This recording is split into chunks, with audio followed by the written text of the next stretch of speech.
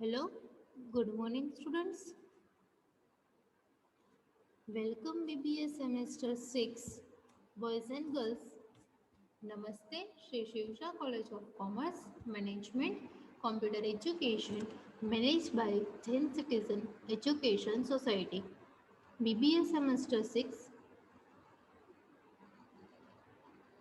Myself, Professor Nidhi Raval. I will take your SAPM, Security Analysis and Portfolio Management. Last આપણે discuss કર્યું હતું Markowitz model. આજે આપણે discuss કરવાના છીએ concept of efficient frontier and optimum portfolio.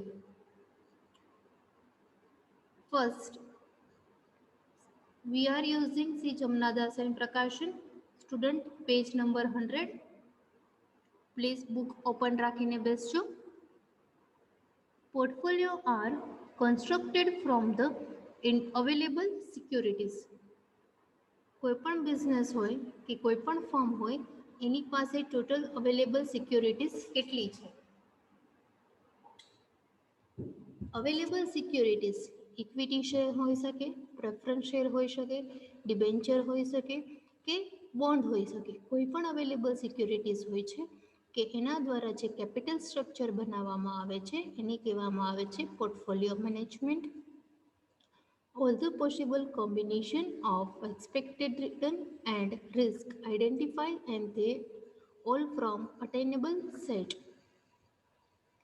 All the possible combination, દરેક possible combination કે જેમાં રિટર્ન્સ વધારે હોય, એક્સપેક્ટેડ રિટર્ન એટલે કોઈપણ ઇન્વેસ્ટર્સ હોય છે કે જે કોઈપણ કંપનીમાં ઇન્વેસ્ટમેન્ટ કરવા માટે એની અમુક એક્સપેક્ટેશન હોય છે કે એને કેટલું એને જે રિસ્ક લીધું છે એ પ્રમાણે એને કેટલું એક્સપેક્ટેડ રિટર્ન મળવાનું છે, એને જે ઇન્વેસ્ટમેન્ટ કર્યું છે એના ઉપર એને રિટર્ન કેટલું મળવાનું છે. ઓલ ફ્રોમ અટેનેબલ સેટ, કેટલું તમને એના ઉપર રિટર્ન અવેલેબલ છે. This are the feasible of portfolios in which the investors can possibly invest. Portfolio મેનેજમેન્ટનું સ્ટડી કર્યા પછી કોઈપણ ઇન્વેસ્ટર્સ હોય છે કે જે એના ઇન્વેસ્ટમેન્ટને લગતા દરેક ક્વેશ્ચનનો એ આન્સર મેળવી શકે છે અને એને ઇઝીલી ફિઝિએબલ થઈ શકે છે. It is called the portfolio opportunity set, કે જેને પોર્ટફોલિયો ઓપોર્ચ્યુનિટી સેટ તરીકે ઓળખવામાં આવે છે. પેજ નંબર 100 ઉપર આપ્યું છે એક ચાર્ટ આપ્યો છે, એમાં આપ્યું છે portfolio P1, P2, P3, P4, P5, P6, P7, P8, P9.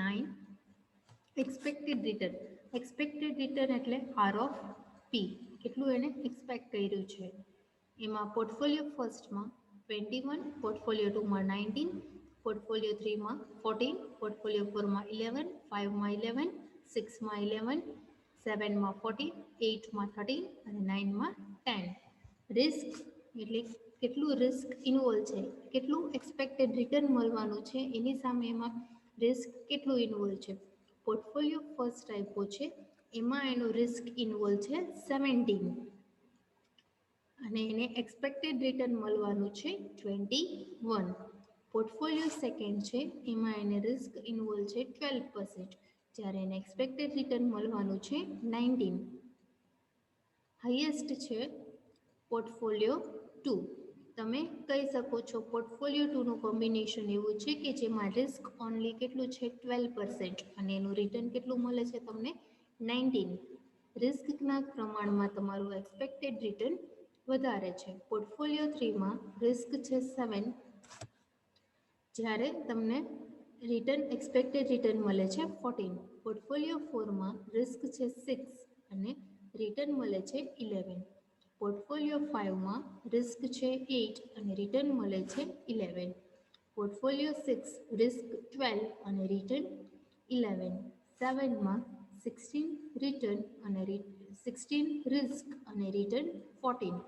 8માં risk 12 અને એક્સપેક્ટેડ રિટર્ન 13 અને પોર્ટફોલિયો 9માં રિસ્ક છે 11.5, જ્યારે એક્સપેક્ટેડ રિટર્ન એને મળે છે 10%. એનો એક ગ્રાફ આપ્યો છે આર ઓફ પી એક્સ ઉપર આર ઓફ પી વાય ઉપર અને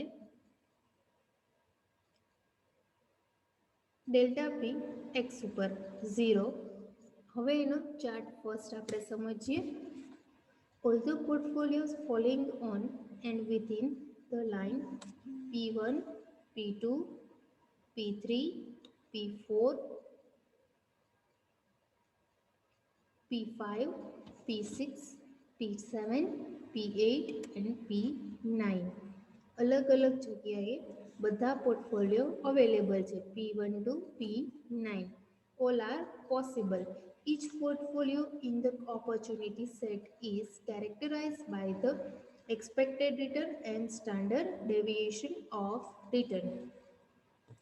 એક્સપેક્ટેડ રિટર્ન એટલે કેટલું તમને એક્સપેક્ટ કર્યું છે કે એક્સપેક્ટેડ રિટર્ન તમને કેટલું મળવાનું છે.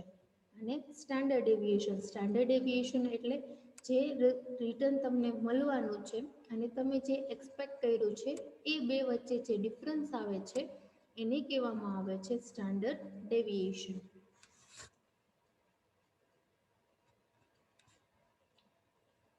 Portfolio other than this portfolio is not possible as no other risk and return combination exist. Risk અને રિટર્ન સાથે ઇન્વોલ્વ હોય છે. જેટલું રિસ્ક વધારે એટલું રિટર્ન ઓછું અને જેટલું રિસ્ક ઓછું એટલું રિટર્ન ઓપોઝિટ હોય છે. જેટલું રિસ્ક વધારે એટલું રિટર્ન ઓછું, રિસ્ક ઓછું એટલું રિટર્ન પણ ઓછું હોય છે. પોર્ટફોલિયો મેનેજમેન્ટમાં હવે આપણે જોઈએ પોર્ટફોલિયોમાં all portfolios are not equally attractive in the set. બધા પોર્ટફોલિયોનો સેટ અવેલેબલ નથી. ફર્સ્ટ જોઈએ બધામાં અલગ અલગ રિસ્ક ઇન્વોલ્વ છે. પોર્ટફોલિયો ફર્સ્ટમાં રિસ્ક 17 છે જ્યારે એનું એક્સપેક્ટેડ રિટર્ન 21 હતું. આપણા માટે બેસ્ટ પોર્ટફોલિયો નંબર સેકન્ડ કહી શકાય કે જેમાં તમને રિસ્ક છે 12% અને એક્સપેક્ટેડ રિટર્ન તમને મળે છે 19%. Some of them are more attractive than others. Some portfolios dominate other in the opportunity set.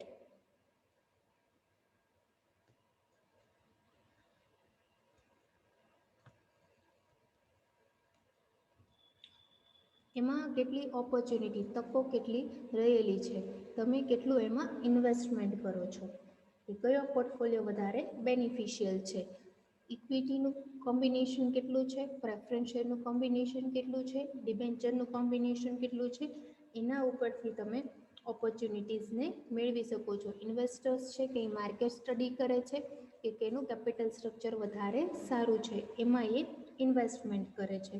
If the portfolio has either lower standard deviation in the same expected return as the other or higher expected return and same standard deviation as other, then such portfolio is considered to be nominating other portfolios.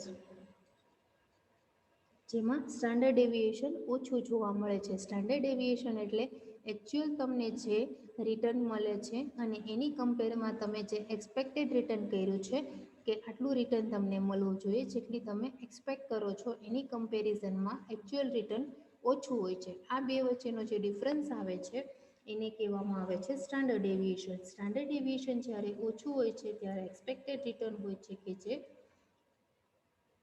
Higher expected return higher હોય છે, અને expected return જ્યારે higher હોય છે ત્યારે standard deviation નીચું હોય છે. Portfolio is considered to be nominating other portfolios. Portfolio that dominate other portfolios are known as efficient portfolio and they are of interest to investors, કે જે ઇન્વેસ્ટર્સને ઇન્ટરેસ્ટ માટે હેલ્પફુલ સાબિત થઈ શકે છે.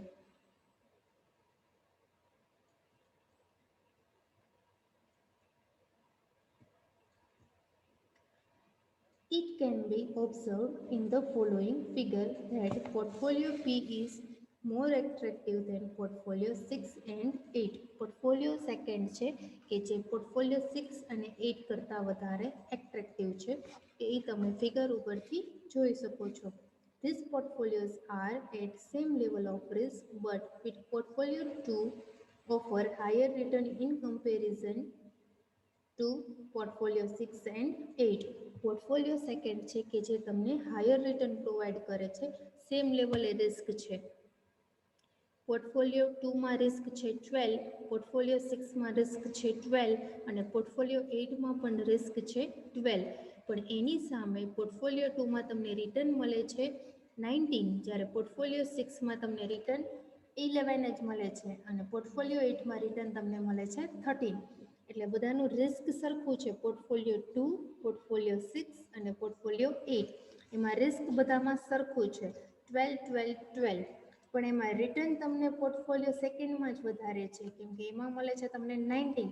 12% રિસ્ક લ્યો છો ત્યારે તમને એમાં એક્સપેક્ટેડ રિટર્ન મળે છે 19, જ્યારે પોર્ટફોલિયો 6માં 12% ઓનલી તમને રિટર્ન મળે છે 11 અને પોર્ટફોલિયો 8માં રિટર્ન તમને મળે છે 13. એટલે પોર્ટફોલિયો સેકન્ડ છે એ વધારે એટ્રેક્ટિવ છે. Portfolio 4 and 7 offer the same return, but portfolio 4 offer its lower risk show. Portfolio 4 અને 7 છે કે જેમાં portfolio 4 and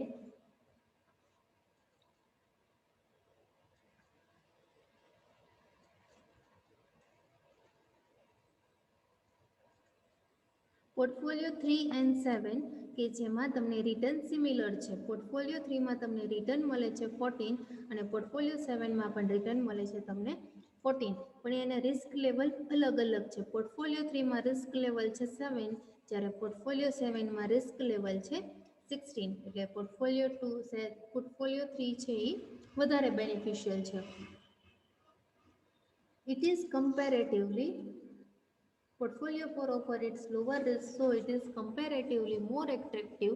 It can be concluded that portfolio giving higher return for the same level of risk.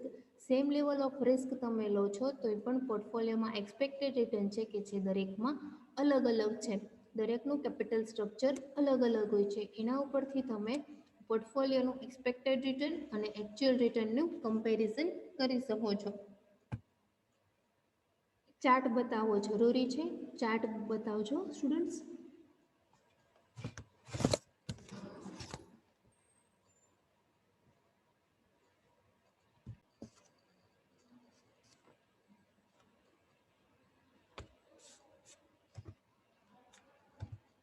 It can be concluded that the portfolio giving higher return for the same level of risk or the one offering same return with lower risk is preferable. આના ઉપરથી તમે conclusion કાઢી શકો છો, summaries કરી શકો છો કે કયો પોર્ટફોલિયો તમને વધારે રિટર્ન આપે છે, કે જેમાં સેમ લેવલ ઓફ રિસ્ક હોય. બધામાં રિસ્ક લેવલ સરખું છે, બટ શું છે કે જેમાં રિટર્ન વધારે હોય, રિસ્ક બધામાં 12% હોય, પણ રિટર્ન બધાના પોર્ટફોલિયોમાં અલગ અલગ હોય છે. પોર્ટફોલિયો ફર્સ્ટમાં રિટર્ન આપ્યું છે એને 21, પોર્ટફોલિયો 2માં આપ્યું છે 19, એટલા માટે રિસ્ક લેવલ બધામાં સિમિલર હોય છે, પણ એનું રિટર્ન લેવલ હોય છે કે જે અલગ અલગ હોય છે. One offering same return with lower risk એક એવો પોર્ટફોલિયો છે કે જે રિટર્ન સિમિલર આપે છે અને લોઅર રિસ્ક પણ પ્રિફરેબલ છે ઇન કમ્પેરિઝન ટુ અધર પોર્ટફોલિયોઝ. બીજાની કમ્પેરિઝનમાં એ વધારે બેનિફિશિયલ છે. And investor select portfolio based on following 2 ક્રાઇટેરિયાઝ. 2 ક્રાઇટેરિયાઝ ઉપરથી કોઈ પણ ઇન્વેસ્ટર્સ હોય છે કે જે ઇન્વેસ્ટમેન્ટ કરવા માંગે છે એ નીચેના 2 ક્રાઇટેરિયાઝ ઉપરથી એનું ડિસિઝન સિલેક્ટ કરે છે. First, if portfolios have the same expected return, the investor would select one having lower risk. જેમાં ઓછું રિસ્ક હોય અને બેમાં જેમાં એક્સપેક્ટેડ રિટર્ન વધારે હોય છે એ પોર્ટફોલિયો ઇન્વેસ્ટર્સ સિલેક્ટ કરે છે. Second, if two portfolios have the same risk, બે એવા પોર્ટફોલિયો હોય કે જેમાં રિસ્ક સેમ હોય, સરખું રિસ્ક હોય, investor would select the one having higher return, કે જેમાં ઇન્વેસ્ટર શું સિલેક્ટ કરે છે કે જેમાં એને હાયર રિટર્ન હોય. બે પોર્ટફોલિયો છે એમાં સેમ રિસ્ક હોય, પણ એમાં જેમાં ઇન્વેસ્ટર્સને વધારે રિટર્ન મળે છે, હાયર રિટર્ન મળે છે એ સિલેક્ટ કરે છે. ફર્સ્ટ ક્રાઇટેરિયા શું કહે છે? બે પોર્ટફોલિયો અવેલેબલ હોય કે જેમાં સેમ એક્સપેક્ટેડ રિટર્ન હોય ને investor would select one higher lower risk, કે જેમાં રિસ્ક ઓછું હોય એ પોર્ટફોલિયો સિલેક્ટ કરે છે.